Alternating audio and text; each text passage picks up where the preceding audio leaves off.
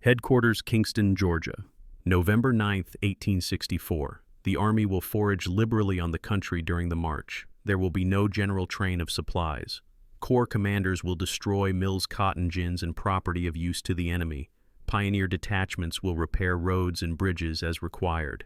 Field music will be reduced to the minimum consistent with orders. Sir, the road east is dust and corduroy.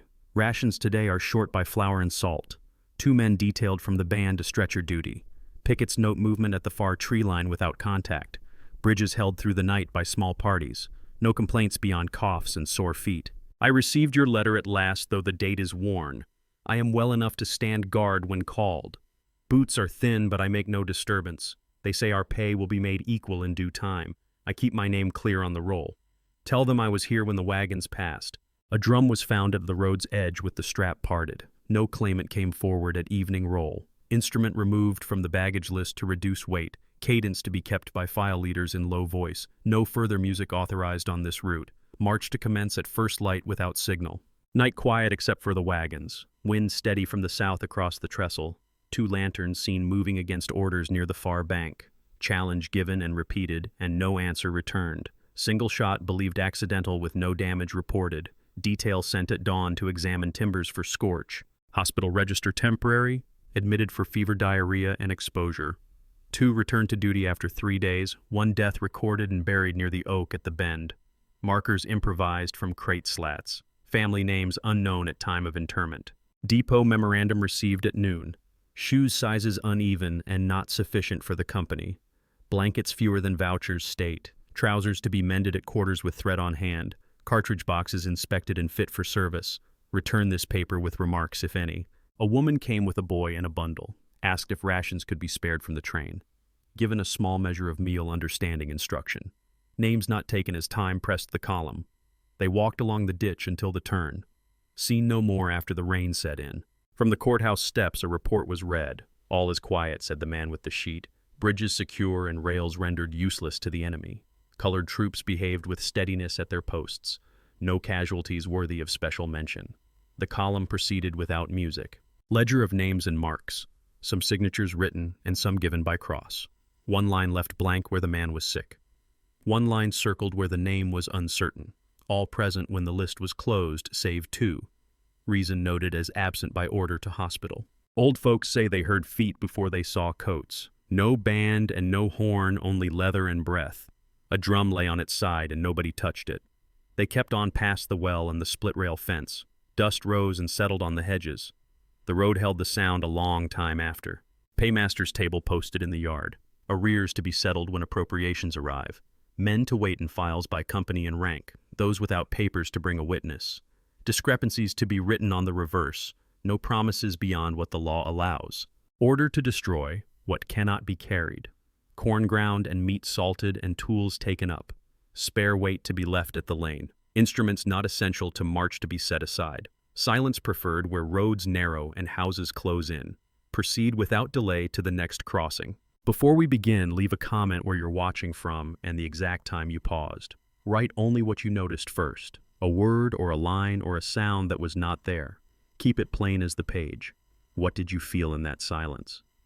And where did it touch the road you know? This section establishes origin, authorship, time, place, and custody of the materials used for this account. The geographic frame is Georgia in 1864, focused on the Kingston, Marietta, Atlanta corridors and the trestles, depots, and road junctions that served them.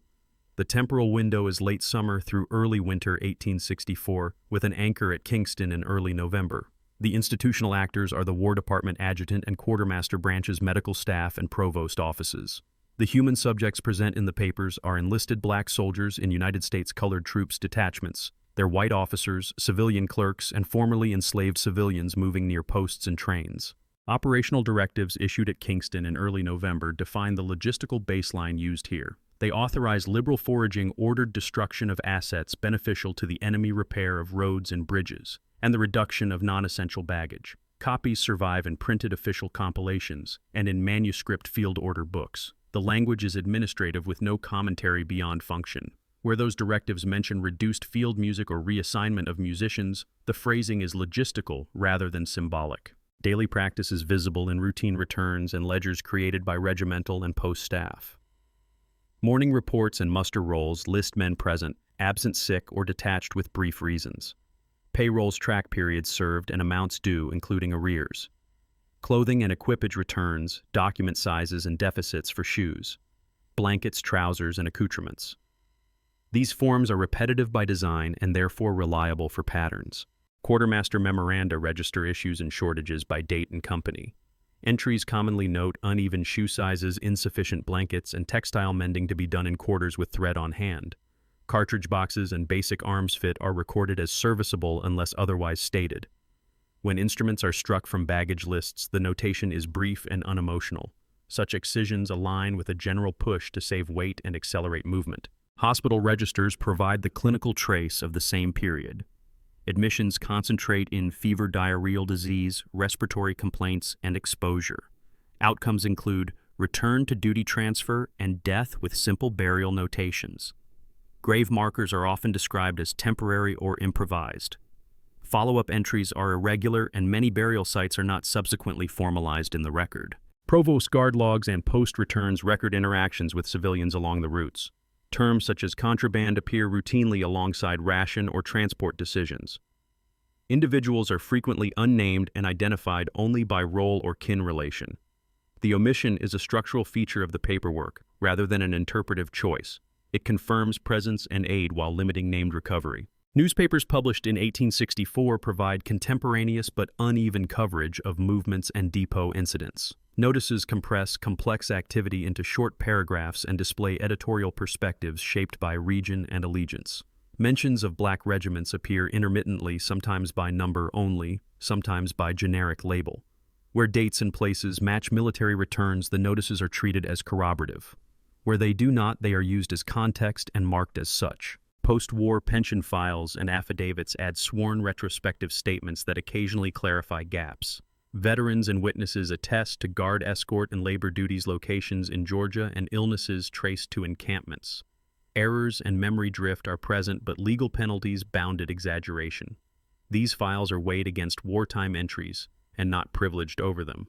When alignment exists, they strengthen attribution for specific men and dates.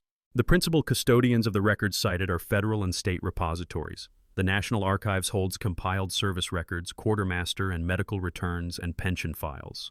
The Library of Congress preserves manuscript collections and the Federal Writers Project materials. State archives and university special collections in Georgia keep newspapers, county records, and private papers relevant to the corridors described. Digital reproductions increase access but require provenance checks against cataloged holdings. Names and roles are handled conservatively to avoid overreach. Clerks, adjutants, surgeons, and quartermasters are identified where signatures and headings are legible. Initialed or illegible signers are cited by roll place and date only. Soldier names follow the clearest spelling in the best copy available, with variants noted where material. Civilian descriptors are retained verbatim and no speculative identification is added. A recurring limitation in these sources should be stated plainly. Spelling of names varies by hand and by day, producing parallel identities in the same file. Medical causes are general and rarely etiological. Civilian data are the thinnest and frequently disappear when columns move. Despite those limits, convergence across orders, returns, hospital registers, and memoranda establishes scope of duty and conditions of service. The pattern is sufficient to support analytic claims at the scale used here. This study treats silence as an operational outcome rather than a metaphor. Orders prioritize speed, stealth, and reduced load. Returns show musicians reassigned to stretcher or guard details. Baggage lists sometimes remove instruments. Combined, these entries explain a diminished soundscape without invoking ceremony or morale as first causes. Interpretation remains within logistical bounds unless a source explicitly argues otherwise. Folklore labeled enters where community memory was recorded decades later by field workers. Interviewees in Georgia describe columns passing without bands, the dominant sounds being feet leather and wagons. Some mention a drum left at a road edge with no claimant. These recollections are not used to prove unit-specific events. They are used to illustrate how communities stored the experience of military passage when formal commemoration was limited. They are cited explicitly as folklore. The anchor for dating and alignment remains the Kingston directives of early November and the accompanying cycle of returns. In the same window depot, memoranda describe uneven shoe sizes and insufficient blankets. Hospital registers report exposure and gastrointestinal disease during wet weeks. Provost entries note ration issues to civilians following trains. Together, they map a corridor where movement and scarcity coincided. One micro hint about provenance concerns an oral history collector working in the 1930s along a road that overlaps an 1864 route. The worker recorded a testimony mentioning a column without music and an abandoned drum. 2 years after that interview, internal paperwork notes the worker's departure with no forwarding address. Local anecdote states the person vanished on the same road.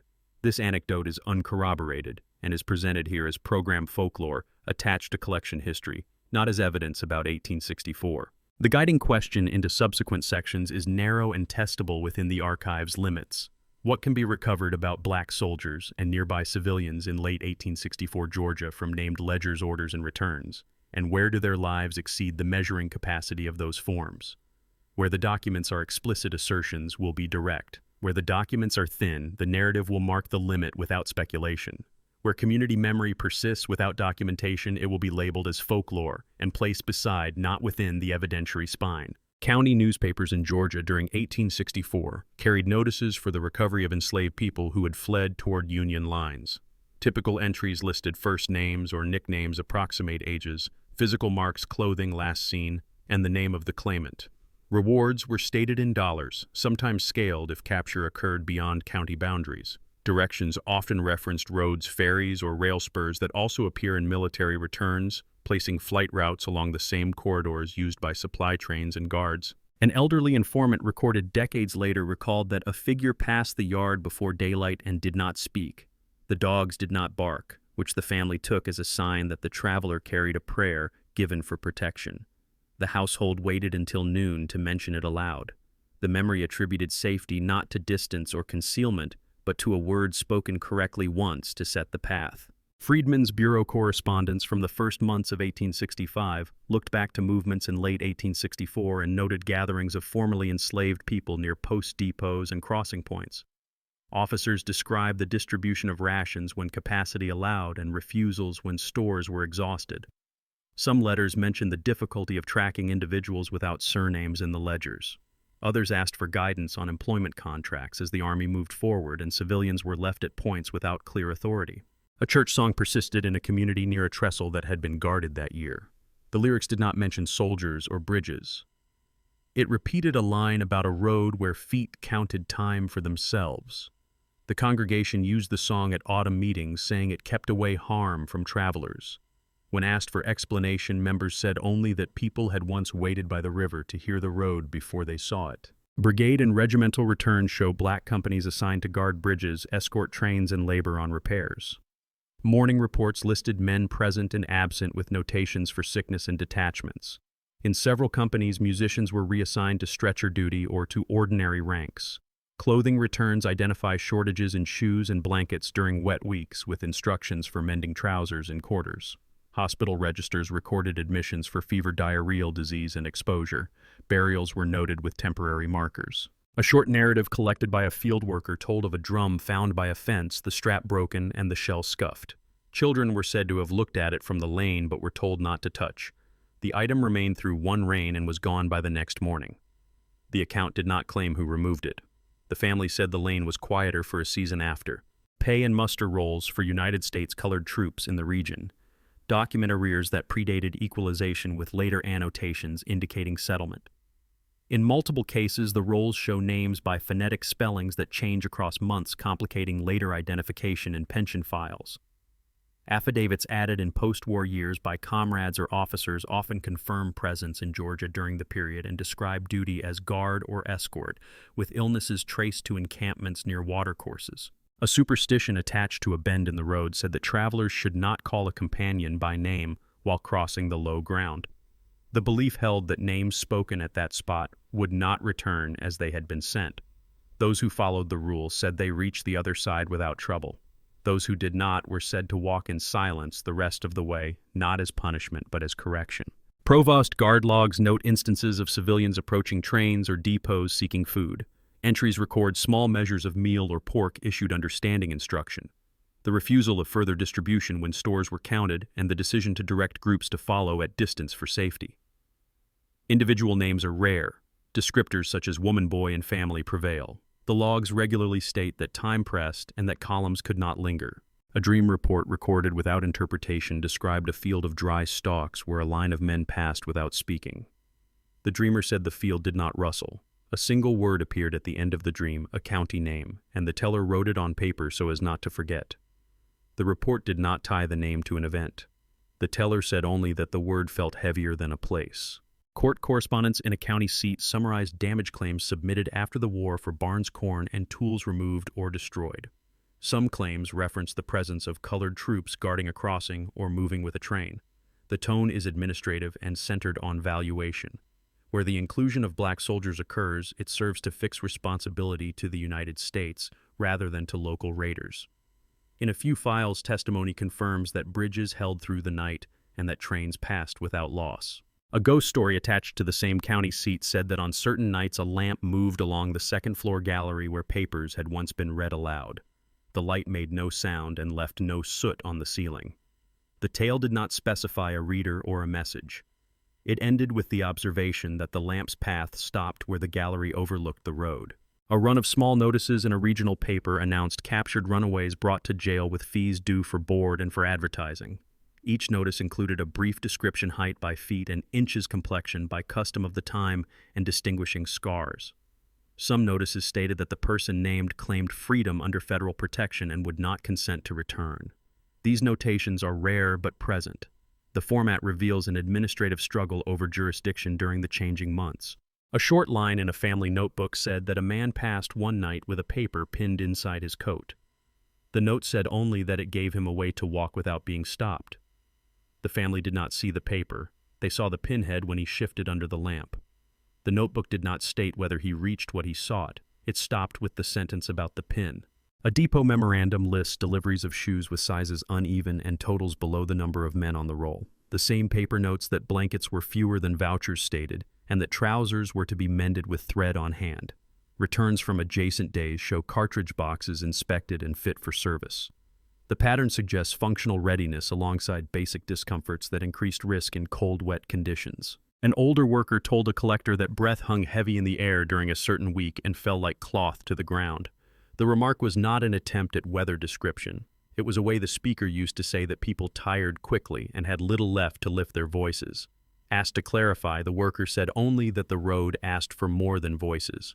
A burial note in a hospital register states 1 death from exposure and fever interment near a prominent tree at a bend in the road marker improvised from a crate slat. No follow-up appears in the surviving ledger. Pension files related to that company show an application many years later in which a comrade affirms the death and the location in general terms. The precise grave is not identified. This gap recurs in similar entries. A household reported hearing a low call from beyond the bend on winter evenings. The call did not form words. It repeated 3 times and stopped. No one in the household followed it. The account was entered as is and carries no claim beyond that it was heard by more than one person. The household linked it to no date or name.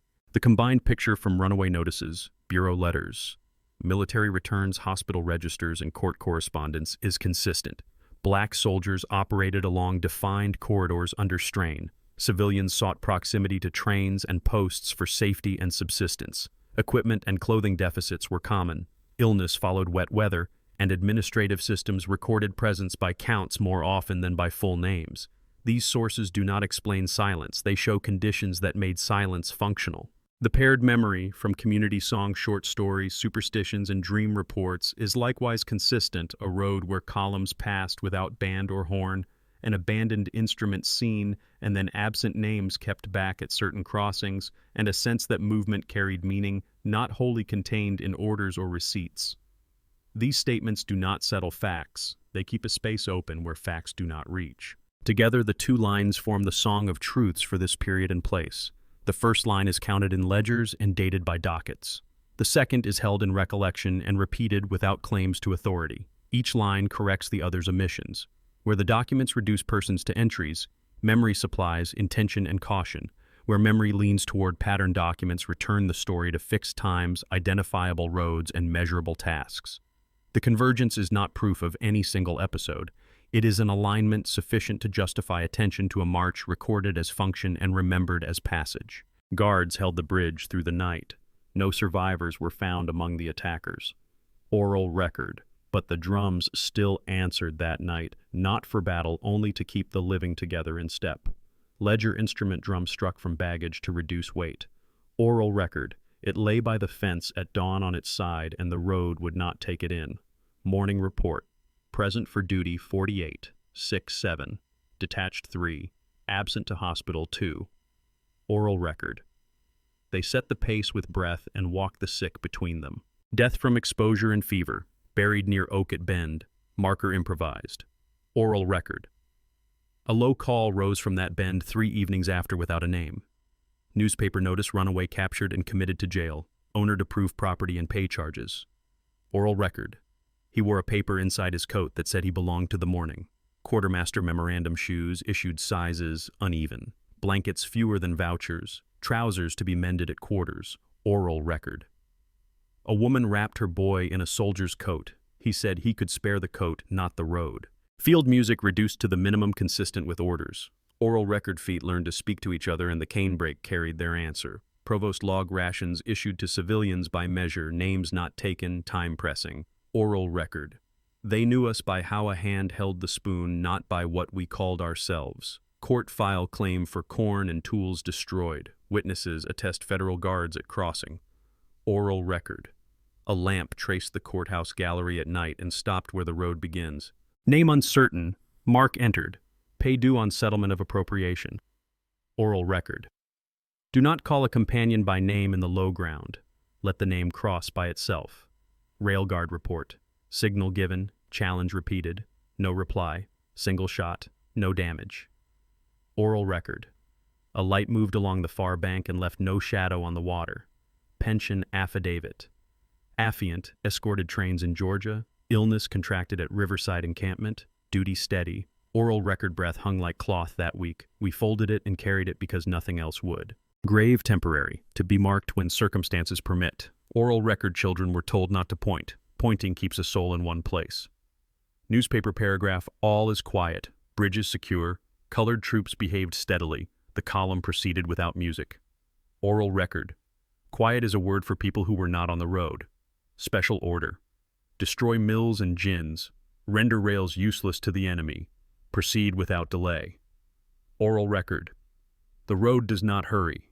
It takes what steps you have. 2 men detailed from band to stretcher duty. Oral record: hands that kept time, kept weight, and did not complain about the change. County docket owner petitions for compensation. Value of losses stated. Testimony entered. Oral record: value is what returns. Not all of us returned. Morning report: music absent by order. Cadence to be kept by file leaders. Oral record: the path itself counted for us, fences, wells, and the angle of mules' ears. Gatherings near the post, rations when possible, difficulty tracking persons without surnames.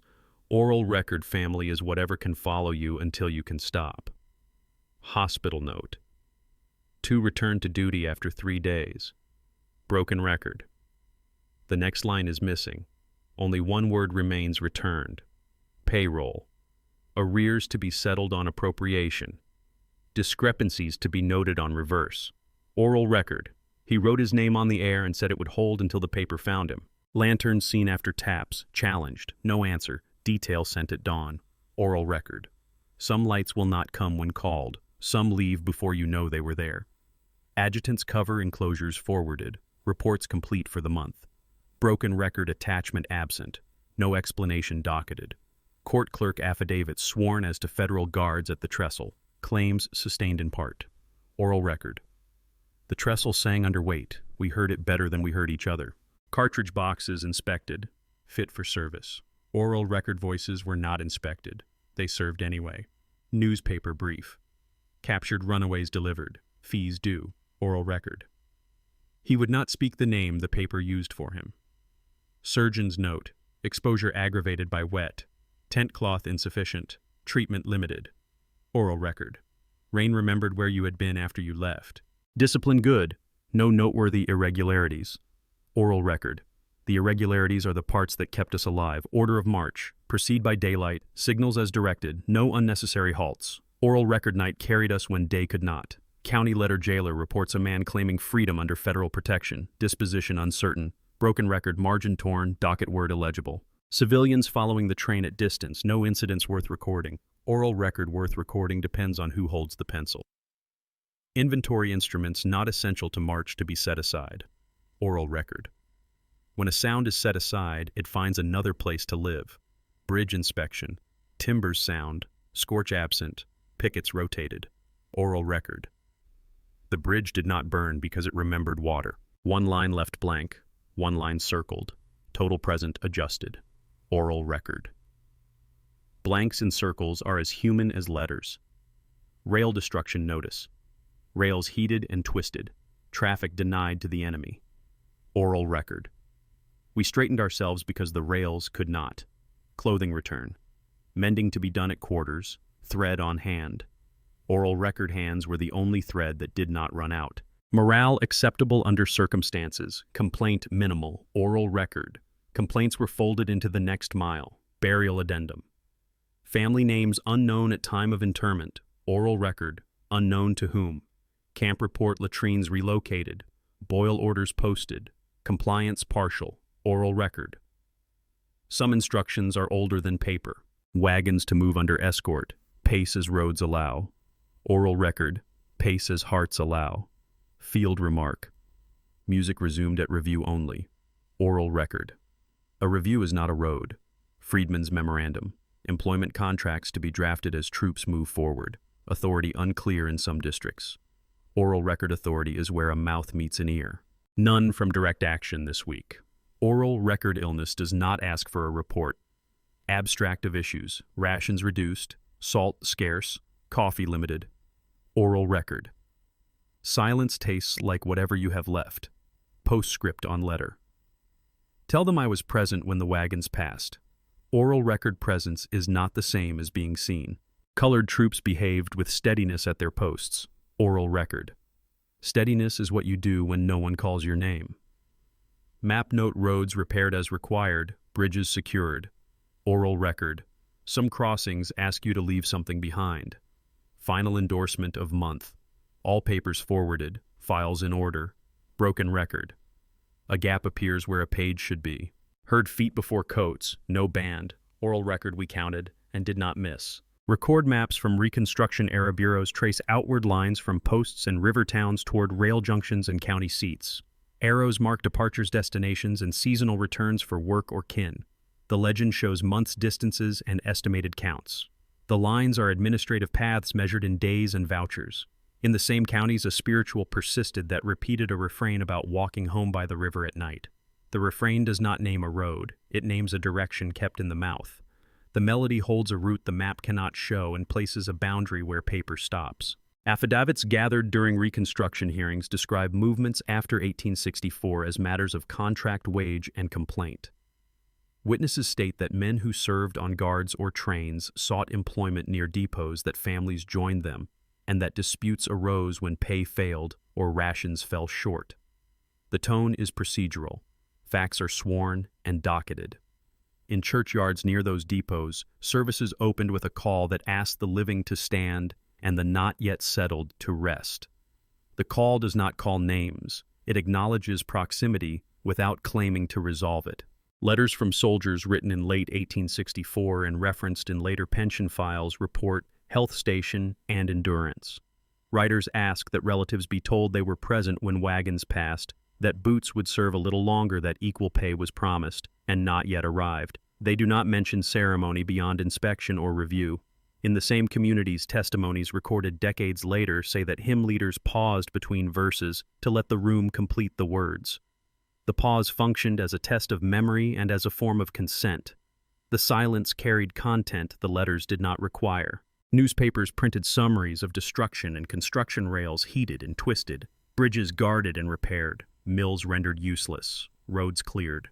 Short paragraphs describe labor and effect with minimal attention to who performed them. An older song attached to harvest gatherings pairs labor with return naming tools and tasks in the first line and the hope of rest in the second. The press lists outcomes and moves on. The song repeats the work so that the return is not an empty clause. County migration tallies from the early Reconstruction years show households moving nearer to towns where military posts had been then moving again with the seasons. Entries track hiring fairs and disputes over terms when former bonds were rephrased as contracts. Along the same corridors, reports of night watch services include a practice of walking the perimeter of a yard with a single lamp pausing at gate well and threshold. The circuit is a rule, not a spectacle. It is a method for keeping count when counting has no ledger. Veterans' depositions often state that illness was contracted in cold, wet encampments by rivers with exposure and gastrointestinal disease noted as origins. The descriptions are consistent and restrained. They aim to meet the standard for support. A funerary chorus used in those counties sets the body's path at right angles to the river and aligns the grave with a tree or a bend. The chorus assigns place where medical prose assigns cause. Both claim to satisfy a requirement, though the requirement differs. Minutes from freed people's meetings recorded by bureau agents capture decisions to pool resources for schools and to send delegates to seek redress. Names appear with marks where signatures are absent. The decisions are specific: hire a teacher, rent a room, petition a court. Testimonies about prayer meetings in the same locales describe a fixed order, a lining out of lines, a hand clap pattern, a soft refrain that moves toward a hum. The hum is not an ornament. It is a structured end to statement. Minutes close a motion. The hum closes a claim. Rail and road repair logs specify crews' tools and hours expended. Entries note that guard details were rotated to prevent exhaustion and that bridges stood through set intervals without incident. The same period's ritual notes, preserved incidentally in church account books, list purchases of cloth and oil for covering and light during extended services for the unwell and the newly dead. The ledger records materials. The practice presumes a vigil. One set of lines holds a span over water. The other holds a room over a threshold. Press notices during Reconstruction debate whether black service deserved commemoration beyond pensions and parity. Editorials tend to abstract the experience into policy positions. In households near the lines of march, a dream motif persists. Someone arrives with a paper and the paper says, "Only that morning will find them." No place is written, only a direction. The dream is not a claim to certainty, it is a claim to continuance. Editorials argue ends. The dream sustains means. County courts processed claims for property lost in the war, some citing the presence of black guards as proof that loss was at the hands of federal forces. The files attach values and surname signatures to corn tools and timber. In parallel, church ledgers accept gifts in kind for communal meals after funerals. Meal, coffee, small coin. The lists are not inventories of grief. They are measures of capacity. Courts value what left. The ledgers count what remained to carry the living through. Printed maps of freed people's movement display nodes at rail towns with arrows flowing between. They imply aggregation and dispersal, not settlement. Oral accounts respond with a counter diagram. A circle walked around a house during recovery, and a line walked to a tree at dusk to speak one sentence and return. The circle holds the person. The line acknowledges the place of the absent. Map and write use different geometries for the same uncertainty. Soldiers' letters, when they mention sound, use the vocabulary of signals and commands, calls, taps, and orders given. They make no argument about absence beyond noting changes in routine. In congregational practice, a fixed hymn omits a verse when a household is in mourning, leaving a structured silence at an expected point. The omission is understood without speech. The letter preserves continuity of duty. The omitted verse preserves continuity of regard. Public reports after the campaign declare that routes were secured and objectives met. They do not adjudicate the fate of names that appear briefly and then are reduced to marks or totals. In community memory, a phrase recurs at certain crossings: "Do not speak the name in the low ground." The instruction is not prohibition. It is a rule for getting something across that cannot bear weight yet. The report closes an action. The rule carries a remainder. Reconstruction testimony includes disputes about contracts where oral promises failed to match written terms. The resolution follows the document. In rites of passage, a spoken promise is bound to a gesture, watercloth, or touch, and witnesses name the act rather than the paper. In both settings, the binding is recognized by others. The difference lies in what counts as a seal. Testimony locates authority on a page. The rite locates it in a sequence. Printed memorials for regiments present lists of engagements and casualties with occasional mention of fatigue duty service and guard assignments. The lists affix a unit to a chronology. In song, an added line assigns the same men to a refrain about keeping time without a drum. The refrain is not documentary. It answers a gap with repetition until recall is assured. Both forms claim preservation. Each selects the aspect it can keep. By the end of the window-covered here migration maps thicken around corridors first opened by guard and escort duties. The thickening marks later choices following earlier lines. In the same places, rituals and songs condense around dates that match planting harvest and remembered crossings. The dates are not inscribed with events. They are saturated with return. The record shows movement and its consequences. The practice shows staying and its terms. No synthesis is offered beyond the mirror each set holds to the other. The maps, testimonies, letters, and press accounts make visible how people moved, worked, petitioned, and endured. The spirituals, rites, dreams, and unsettled phrases make audible how they continued among the living and with the not yet settled. When read together, the record does not convert belief into proof, and belief does not erase the limits of paper. What occurs is a crossing the ledger's lines align briefly with the refrain's cadence enough for the reader to see that both were built to keep people together until the next mile. The record reaches a point where entries thin and the handwriting grows spare. Reports close with totals and no remarks. Returns mark shoes, blankets, rations, and the word sufficient appears without elaboration. The quartermaster's hand becomes a series of columns. The adjutant's docket shrinks to dates and received. The hospital book lists admissions and the word improved or the word died and then a blank space before the next day. The provost notes civilians seen at distance and the phrase, "no incident worth recording." The pattern is administrative quiet. It is not an ending, it is a reduction to parts that can be processed. Around that quiet memory repeats its small set of signs until the signs become the way the period is carried. In that carrying the drum reappears without being struck. It is named as an object removed from baggage to save weight. It is remembered as a shell by a fence. It is inferred in the remark that cadence will be kept by file leaders in low voice. The effect is that a sound once expected has been replaced by a rule. When the rule is followed, feet answer where the drum would have spoken. Letters home mention no music but report presence when the wagons passed. The absence of sound is not blank. It becomes the field in which the count of steps is made. The river appears with the same economy. Reports give its crossings banks and fords.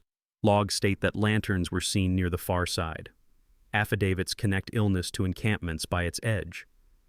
In community practice, a path at right angles to water is walked at dusk to speak one sentence and return. The sentence is short, the path is precise, and the water remains unnamed because the river is not the subject. The act is. In this alignment, the map's blue line and the right's short line form a right angle. The paper does not require, but the people maintain. The bell is not written as an instrument. It is referenced as a call to gather a notice to stand or a time to resume work. In courthouse stories, a lamp moves along a gallery where proclamations were once read and stops where the road begins. That stop is a bell, by other means, a fixed point that tells listeners where the sentence ends. In church minutes, a purchase of oil appears for a night watch, and nothing is said about sound. The bell's work is to mark time and assembly. The lamp's path records the same without a tone. The dream is present as a motif in a family notebook and in later oral accounts. It offers a paper pinned inside a coat, a direction rather than a place, and a claim that morning will find the bearer. It is not presented as omen or miracle. It is presented as a form of intention when documents are scarce and names are not taken.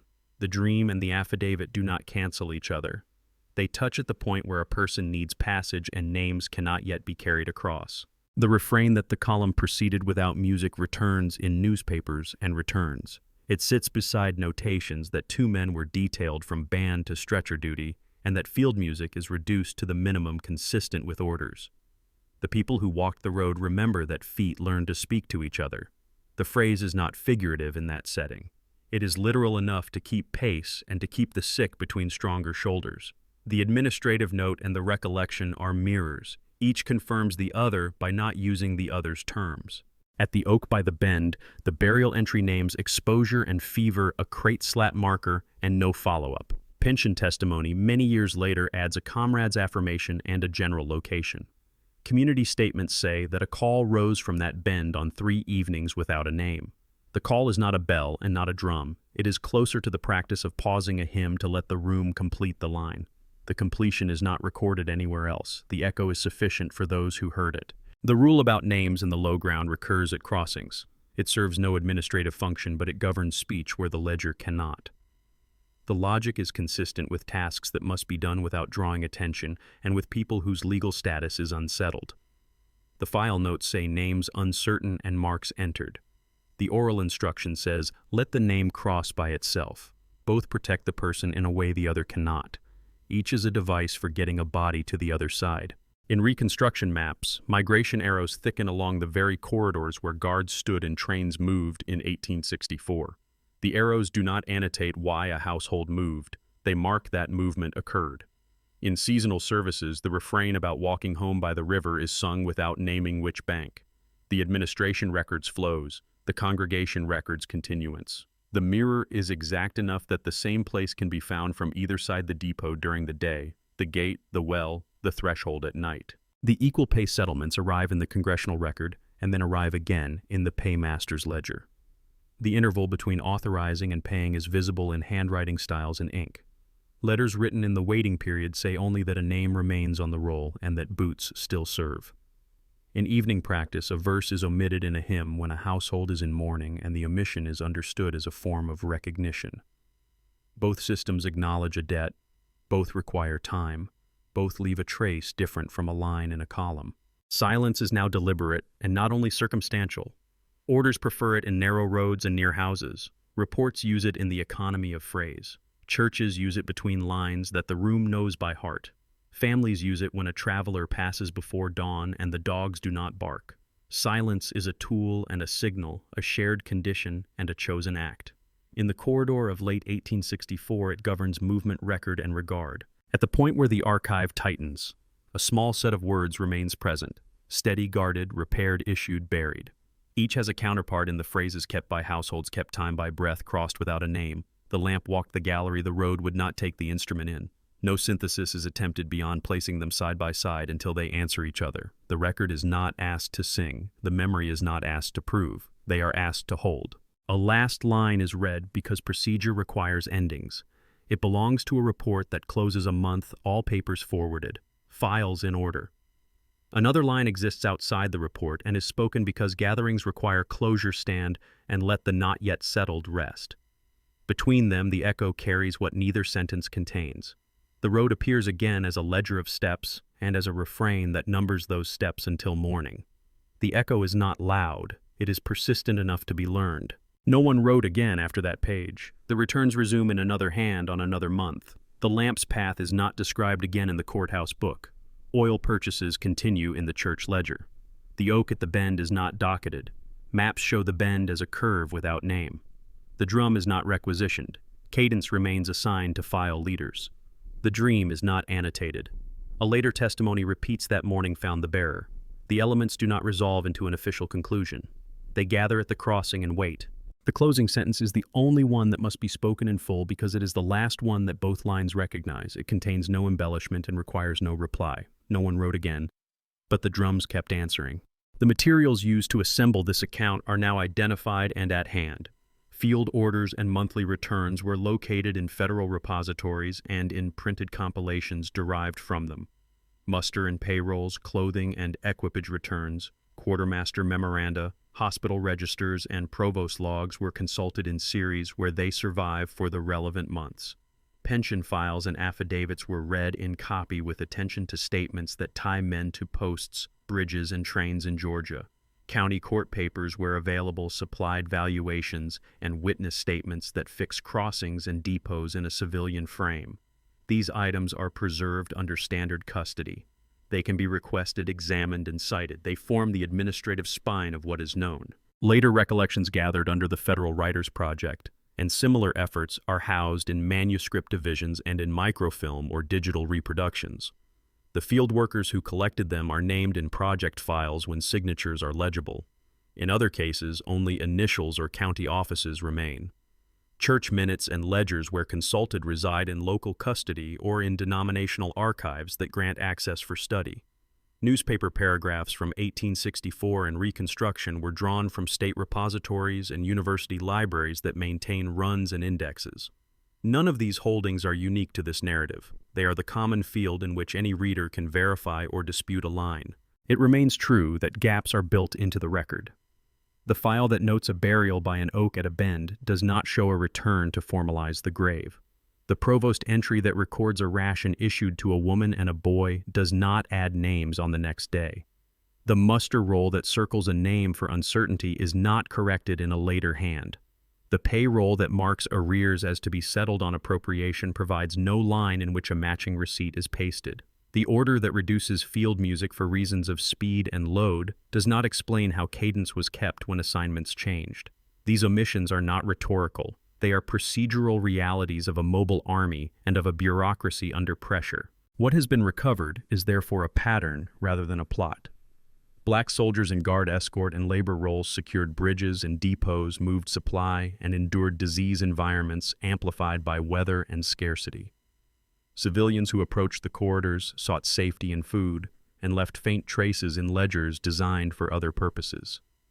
The administrative language is stable: present, absent, improved, died, issued, destroyed, repaired. The moral language is largely absent. It has to be inferred with care, if at all. Where later testimonies supply affect or memory, they are marked as such and allowed to stand beside the ledger without replacement. The echo motifs are not inventions but recurrences. The drum appears first as a thing removed from baggage, then as an object seen by a fence, and then as a function assigned to file leader's breath. The river appears as a crossing and as a site of exposure. In practice, it becomes a short path to a sentence spoken at dusk. The bell is not rung in the papers. Its work is performed by a lamp circuit on a courthouse gallery and by the fixed points of gate well and threshold. The dream supplies a direction when names do not yet cross, offering mourning as a claim rather than a guarantee. Each motif is a minimal device for keeping time-place assembly or passage when the forms are not built to carry those elements fully. The present tense custodians of this story are named without embellishment. Archivists and reference staff maintain the order of boxes and reels. Clerks in county offices preserve docket books that were not written for future narrative but for immediate settlement. Librarians maintain indexes that let a brief line in a newspaper be found by date and place. Denominational record keepers keep ledgers whose entries are practical oilcloth meal and therefore reliable in their way. Oral history collections hold the sentences that households were willing to say in a later decade to a paid listener who wrote them down. These people are the ones who found and kept what could be found and kept. What is not known remains under three headings: first names. Many civilian names were never entered. Some soldier names are inconsistent across forms. Second place's improvised burials were marked with crate slats, and not all were later fixed in maps. Third connections, the chain between a ration issued one afternoon and the survival of the two people who received it, is not documented. The absence of these completions is not a signal to invent. It is a boundary that must be left as is, with the recognition that communities filled it with songs, rules, and short statements that did not claim proof but did claim presence. At this point, the record and the memory begin to reflect each other rather than contest one another. The ledger says the column proceeded without music. The testimony says feet learned to speak to each other. The hospital book writes exposure and fever. The chorus aligns a grave to a tree and a bend. The provost note says names not taken. The household instruction says do not speak the name in the low ground and let it cross by itself. The county file prices corn and tools. The shared meal ledger counts what remained to carry the living through. The report closes a month. The service ends with a sustained hum. Neither document cancels the other. Each completes the other's function for a different audience and need. The final procedural lines are simple. An officer signed an endorsement, all papers forwarded, files in order. A clerk listed shoes by size and drew a line under a column when the issue was complete. A surgeon initialed a register where 2 returned to duty and 1 did not. A quartermaster wrote the word sufficient when sufficient did not mean surplus.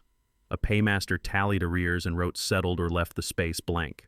The sentences are as plain as they can be made. They permit no conclusion beyond the fact that tasks were done until they were no longer needed or no longer possible. Against those lines, the echo motif returns on purpose, but without amplification. The The drum answers again, not as sound, but as pace, held by breath.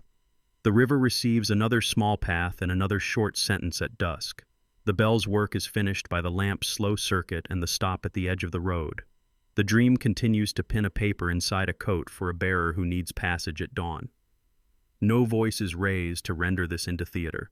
The effect is produced by repetition and restraint, the minimum needed to keep people together until the next mile or the next day. The narrative closes in the same register in which it began, administrative fact, carried beside community recall. No one wrote again in the file that recorded the drum by the fence. The next page belongs to another month and another hand. No one added the civilian names to the ration note. The provost entry remains an index of presence without identity. No one returned to fix the crate slat marker at the oak. The map preserves the bend as a curve without an inscription. The conclusion does not solve these omissions. It identifies them and leaves them visible. The inversion follows as an obligation rather than as a flourish. The common phrasing for a story like this is that people disappeared into the archive's silence. The materials here suggest another reading in which the column, the families at the ditch, the guards at the trestle, and the workers at the depot remained exactly where the ledgers say they stood, walked, ate, labored, and were buried. What moved away from them was not their presence, but our later attention. Maybe they didn't disappear. Maybe we did. If a single theme sentence is allowed to rest after that, it is this: history does not close the distance between record and memory. It teaches us how to stand in the gap long enough for both to reply.